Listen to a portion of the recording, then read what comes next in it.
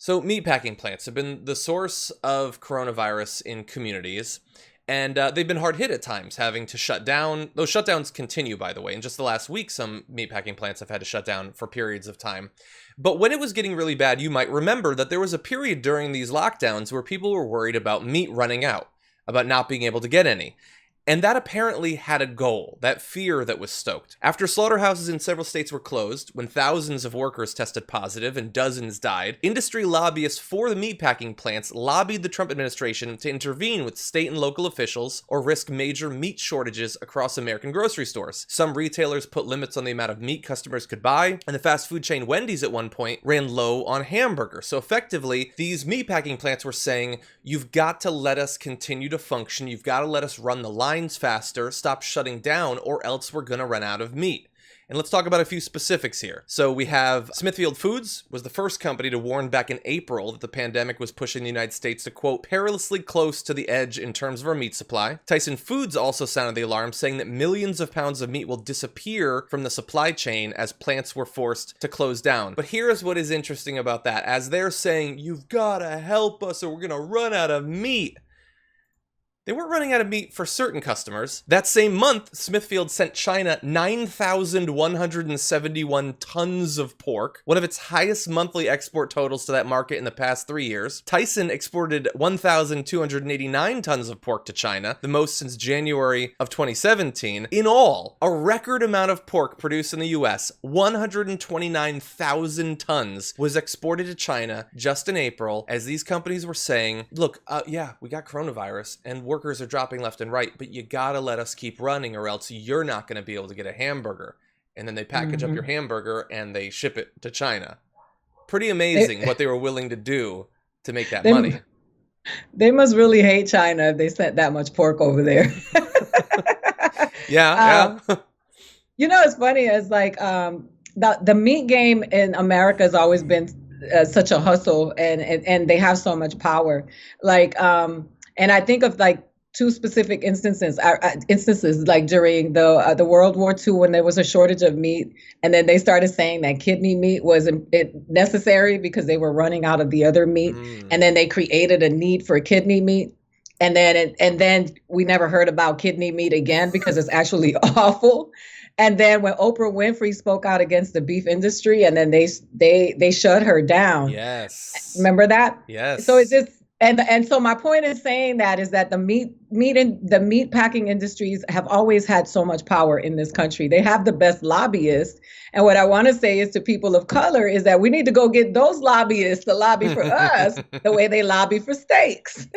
Exactly. Yeah, you're 100% right. That I don't remember what book it was in, but there was a book that analyzed that incident with Oprah, and it was fascinating. And you can see the history of attempts to change nutritional guidelines being like co-opted by either meat or sugar, basically. It's meat and sugar, sometimes dairy. So much power. But here, it's not just that they lied about the shortages when there was never going to be a shortage. They were producing tons. They didn't want to shut down. And they didn't care that people were getting sick and maimed and going into medical bankruptcy and dying. Tons of meatpacking plant employees have died. And they just wanted to rush to full production. And by the way, it's not just America. Germany also had an outbreak. 650 workers at a single slaughterhouse tested positive for COVID-19 just recently. I don't know what it is about these plants in particular, but they are apparently a breeding ground for coronavirus. Because it lives in meat. We're walking human meat. That's true. Coronavirus lives in meat.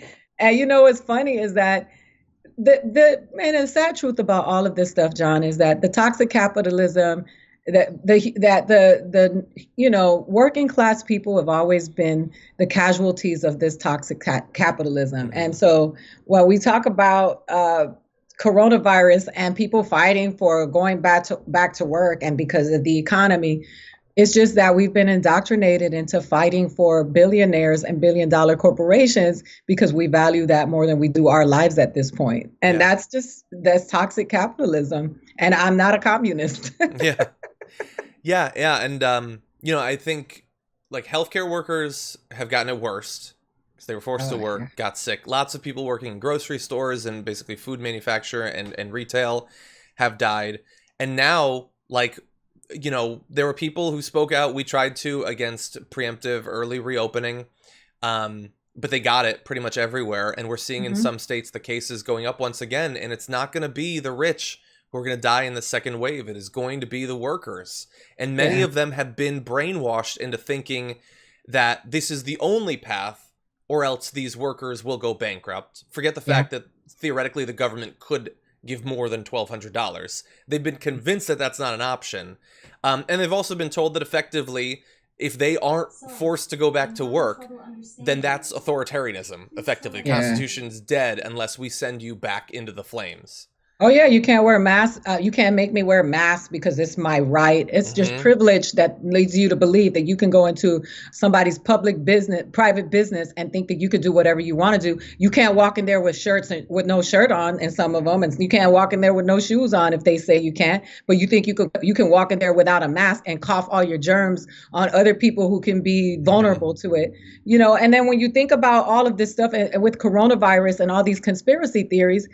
If we have such a mistrust of the government in general, whether you are a Republican, a Democrat, a progressive, you don't trust the American government because it has evolved or devolved into being the biggest ever in America, right? So let's be honest about that. So you distrust the government, but in certain instances, you choose when to trust them and when not. Why would you take a chance? I don't care where you are on the political aisle, because a dumb celebrity told you they're not wearing a mask, because they're not coming in contact with people, and they live in a house where people go buy their groceries for them or deliver them to them. That is why you're going to stand with people who get tested daily, have access to all of the things that they need to survive should they have it. It is just such a mishandling of information. And so for me, I don't trust the American government because the American government has abused its power. It has abused our dollars. It has abused us. So I'm not going to take a chance on coronavirus because I honestly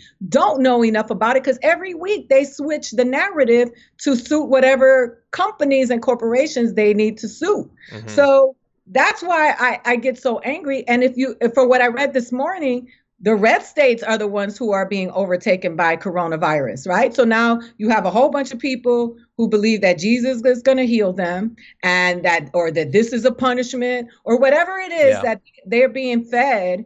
And the truth is that their government mishandled the situation and failed them. Yeah. I get you on the masks, but I want to be a strong alpha man. And the leaders of our country say that you are a weak beta male unless you expose yourself and your family to a lethal virus. And I want to be tough. I want to be a tough guy. What am I supposed to do?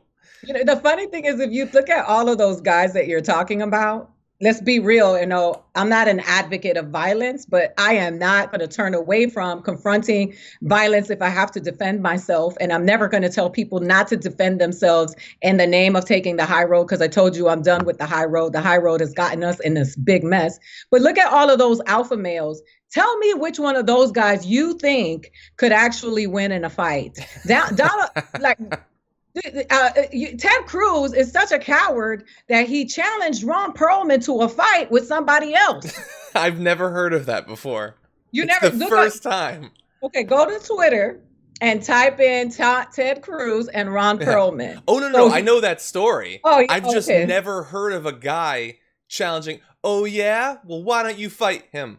I've never seen that before. Cowards. And that's why I'm telling you, you have people on the ground that have to go to work in steel mills, that are tilling soil, that are working in factories and building cars, idolizing people who are assigning other people to go have a fist fight for them. That's amazing.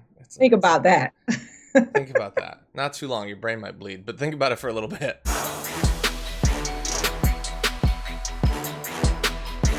Check out the Damage Report podcast each day, wherever you get your podcasts, whether Pocket Casts or Stitcher or iTunes. You can join me as I give you the news and stories you want, with a range of co-hosts and interview guests jumping in on the fun each day. Again, that's the Damage Report, wherever you get your podcasts. And if you get them at iTunes, don't forget to rate and review. Sometimes I'll read them live on the show.